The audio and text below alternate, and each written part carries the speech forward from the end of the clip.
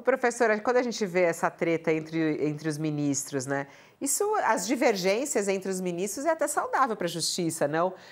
Mas expor isso publicamente, através dos vídeos, pode ser algum prejuízo para a imagem do judiciário ou não? Fabiola, o judiciário é formado por seres humanos, né? Que têm os seus egos, que têm as suas convivências. A gente sabe há muito tempo que o ministro do Supremo Tribunal Federal não é um ambiente de 11 amigos e amigas, pelo contrário.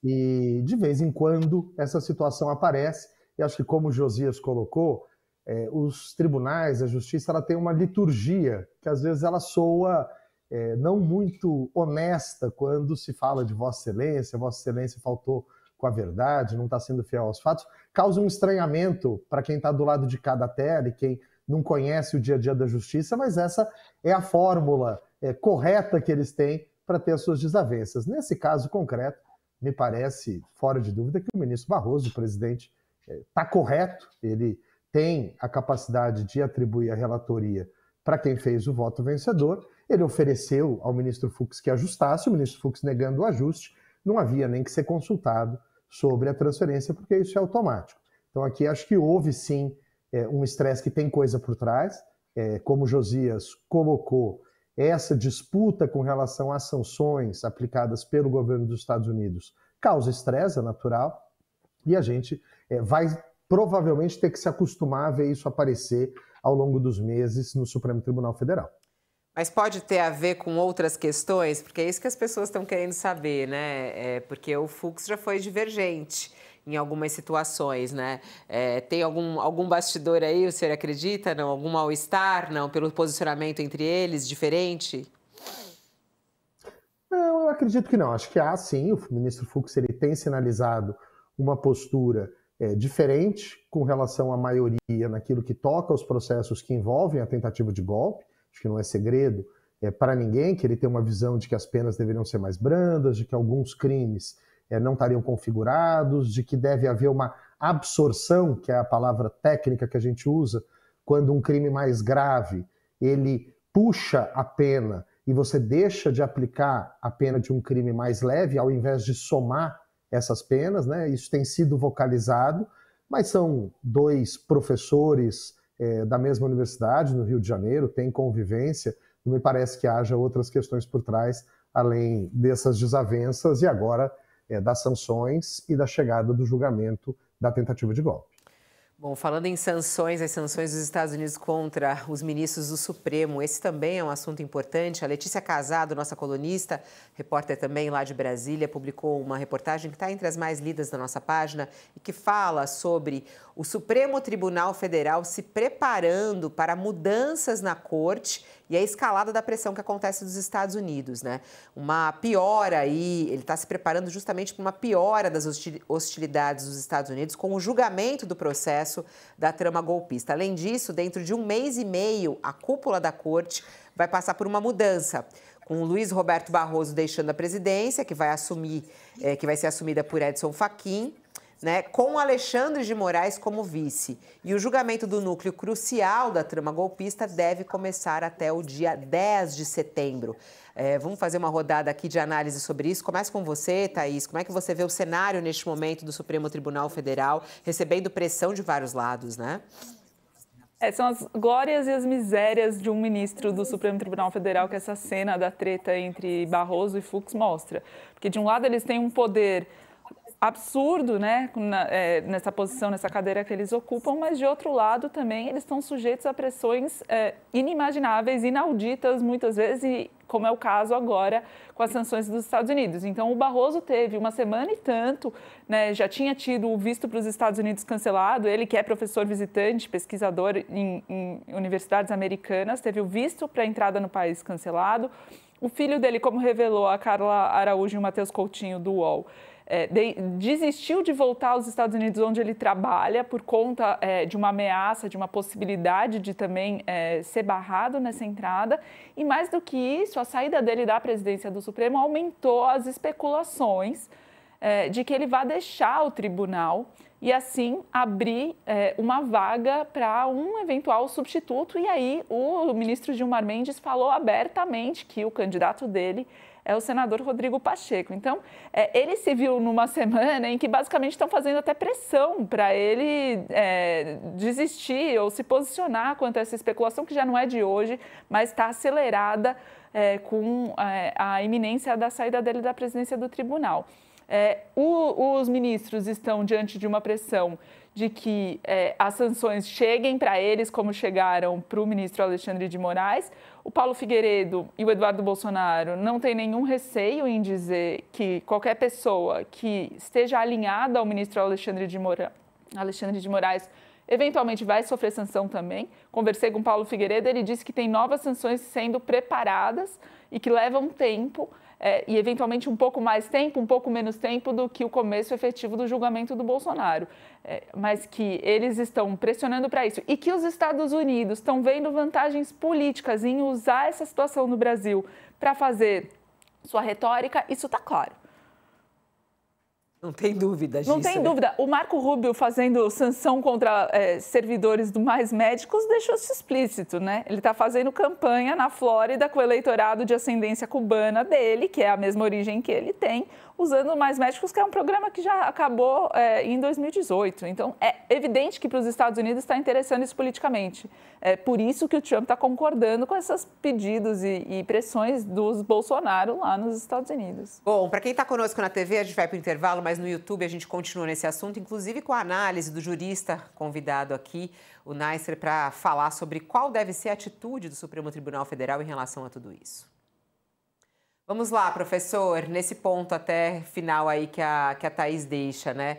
É tudo muito claro, tudo muito nítido, mas é preciso alguma ação. O que o Supremo Tribunal Federal deve fazer? Que pressão é essa que vem dos Estados Unidos contra os ministros e seus familiares? O que o próprio Supremo pode fazer para responder ao governo americano?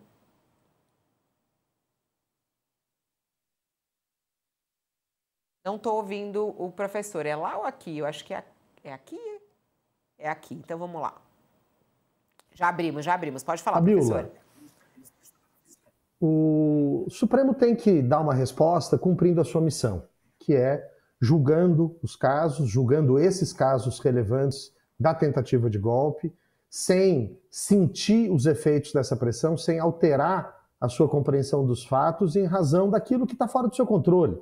Claro que os ministros do Supremo e o próprio governo brasileiro não tem como alterar o resultado dessas sanções lá nos Estados Unidos. Isso e bem lembrou a Thaís, uma pauta política do governo Trump.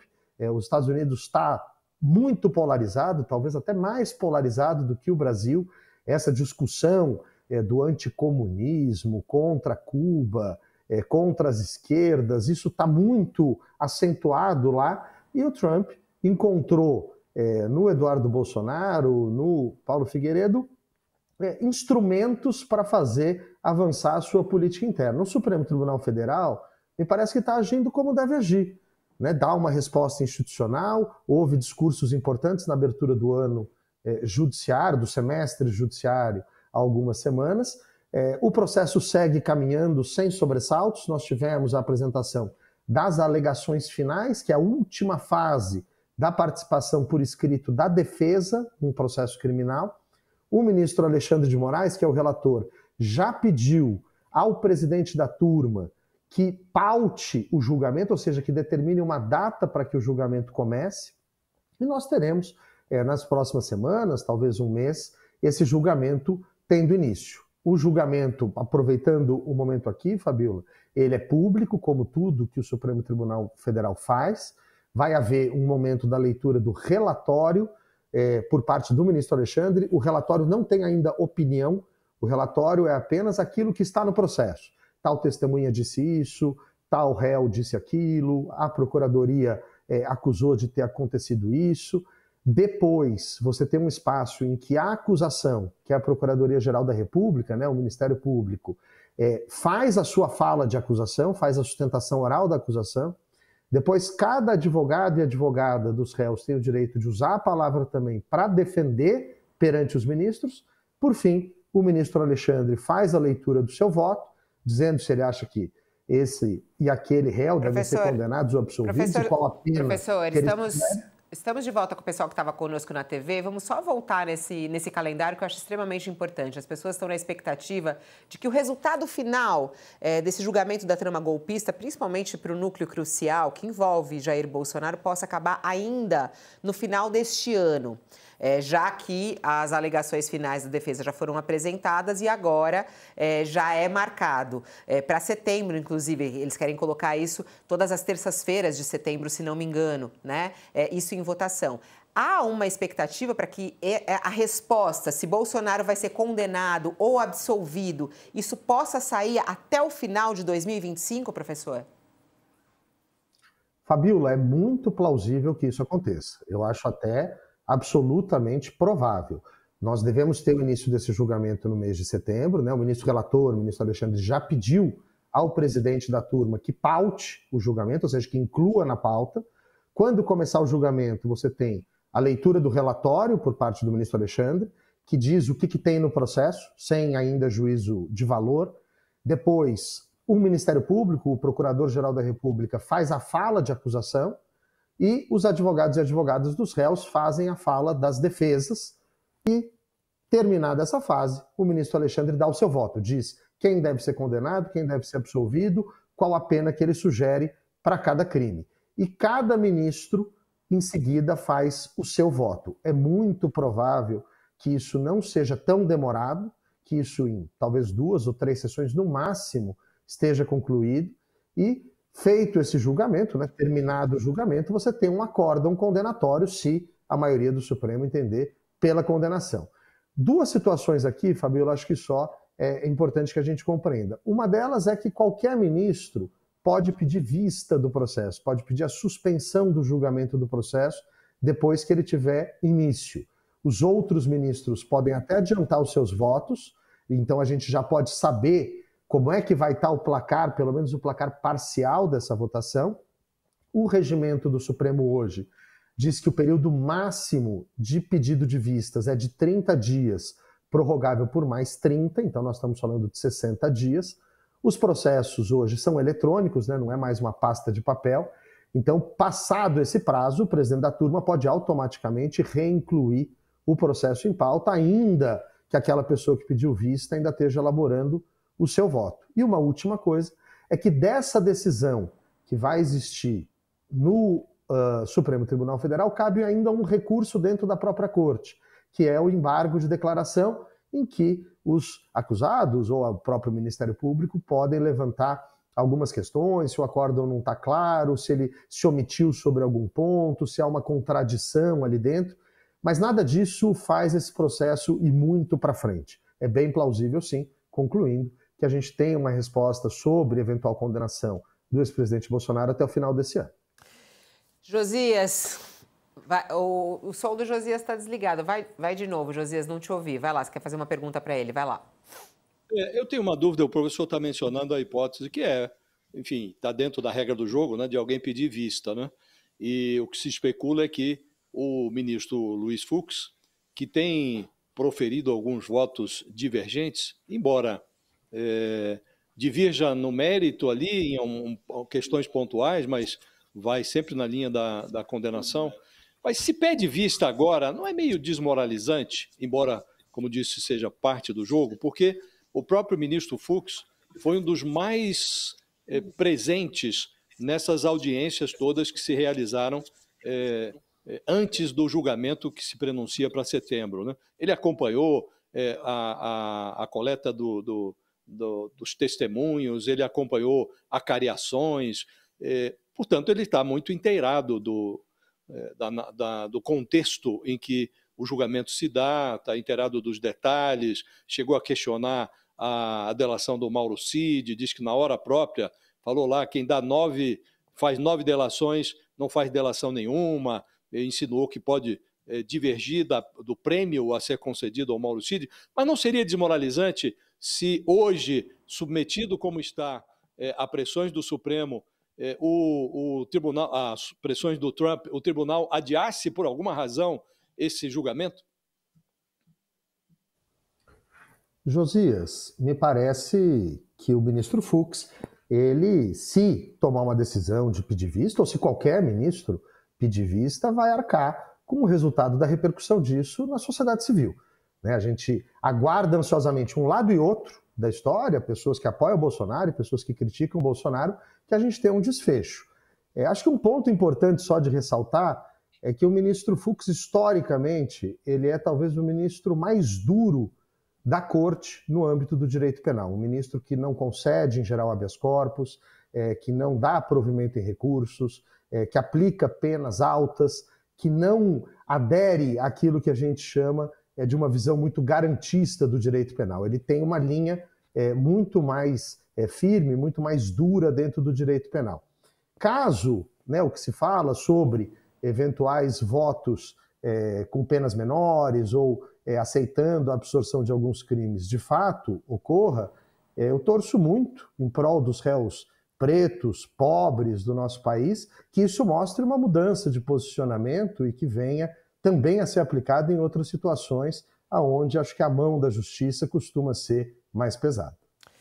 Professor Nasser, aproveitando sua presença aqui, queria te perguntar também a respeito da atuação de Eduardo Bolsonaro lá nos Estados Unidos, falando sobre o tarifaço, né? O senhor vê uma possibilidade de uma decretação de prisão contra ele? Alguns juristas têm opinado a respeito disso e falado que é preciso dar um freio a essa situação que Eduardo Bolsonaro causa ao Brasil, trazendo sanções ao Brasil. A gente iniciou nossa conversa falando sobre as sanções ao Supremo Tribunal Federal, mas é preciso ampliar isso às sanções econômicas que o Brasil vem sofrendo com os tarifaços e muito disso provocado pela atuação de Eduardo Bolsonaro.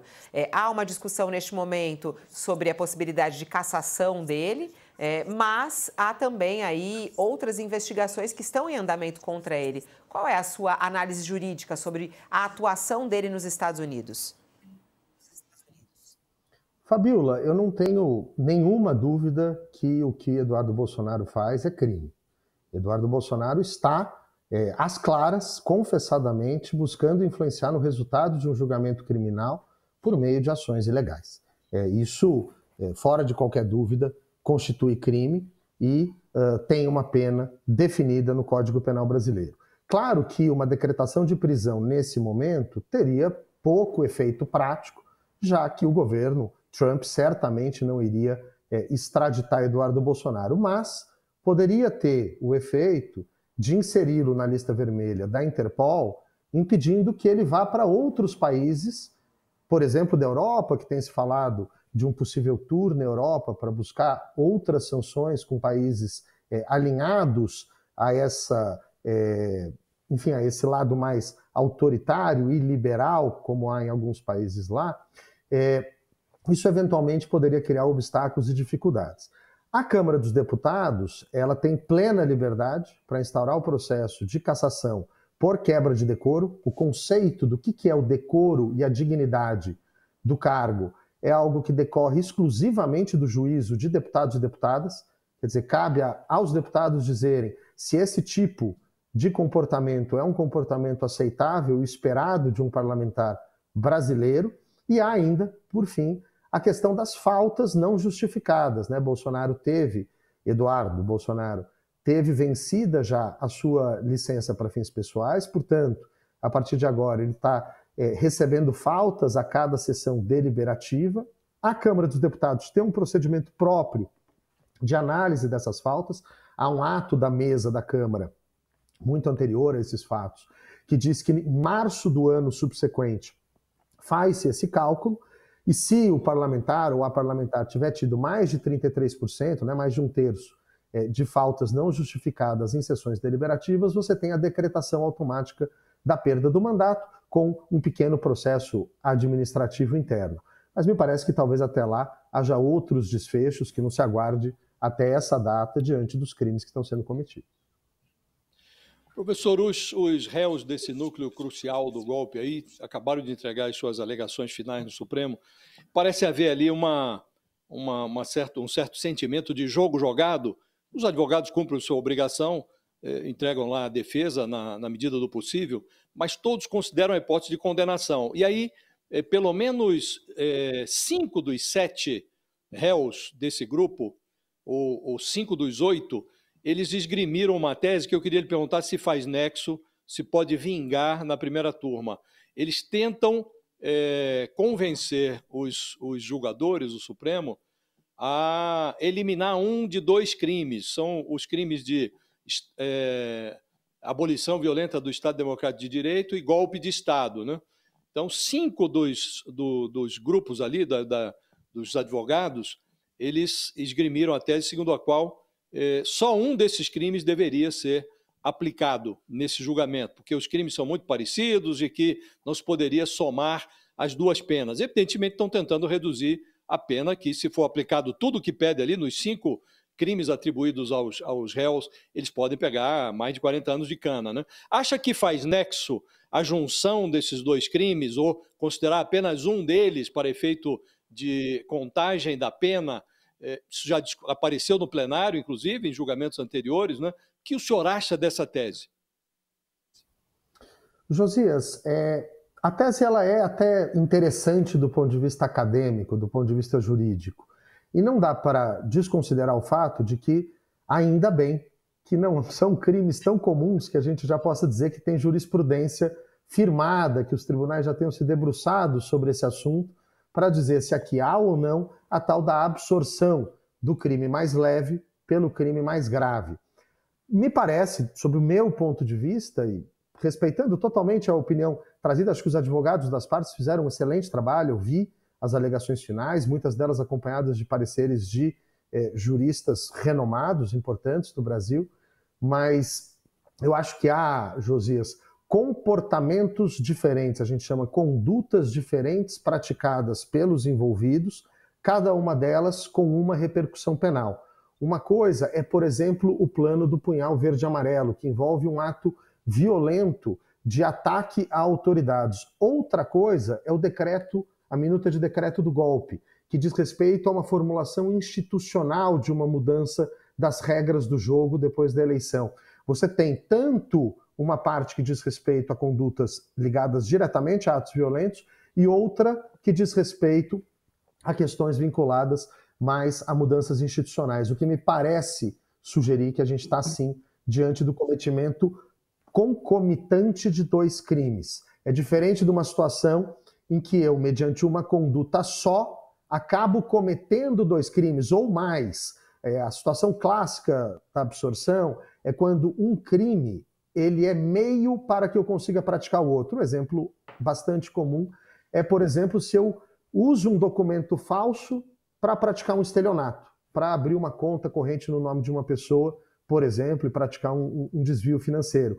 O crime de falsidade tem uma pena menor do que o crime de estelionato. Aqui eu poderia falar em absorção, porque eu não pratiquei a falsidade documental porque eu sou um falsário e eu gosto de falsificar documentos. Eu pratiquei porque é um meio necessário para que eu cometa outro crime. Nós não temos essa relação quando a gente pensa, né, não é preciso matar um ministro do Supremo, o presidente eleito e o vice-presidente eleito, por meio de um ataque violento buscando abolir o Estado de Direito, para que eu possa eventualmente desconsiderar o resultado das eleições, criando um decreto que instaure uma situação de exceção sem aceitar passar a faixa presidencial.